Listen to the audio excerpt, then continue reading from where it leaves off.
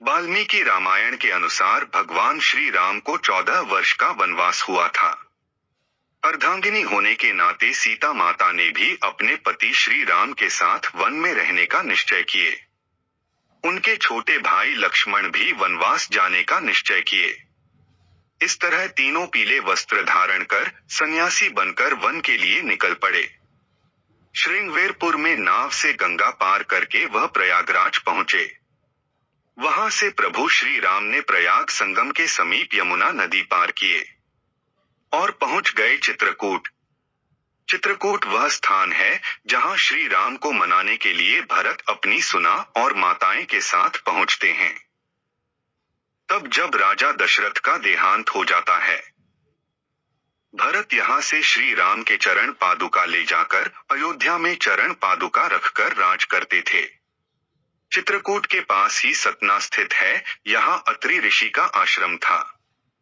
हालांकि माता अनुसुईया अपने पति महर्षि अत्रि के साथ चित्रकूट के तपोवन में रहते थे, लेकिन सतना में राम वन नामक स्थान पर भी श्री राम जी रुके थे, जहां ऋषि अत्रि का एक और आश्रम था। आश्रम में माता अनुसुईया ने सीता जी को पतिव्रत धर्म का ज्ञान दिए थे।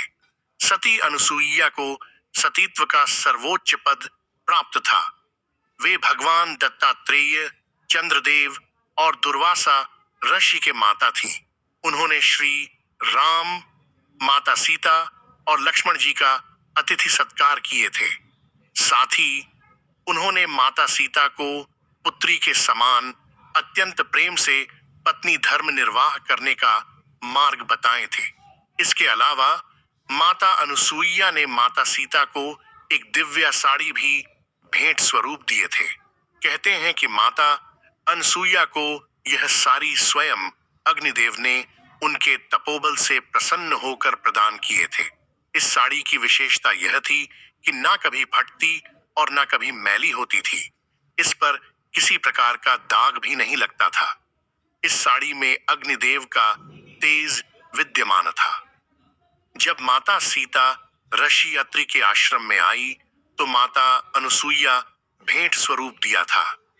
माता सीता ने अपने संपूर्ण वनवास के दौरान उसे एक साड़ी को पहनी थी। इसी कारण से सीता माता के वस्त्र कभी भी मैले नहीं हुए।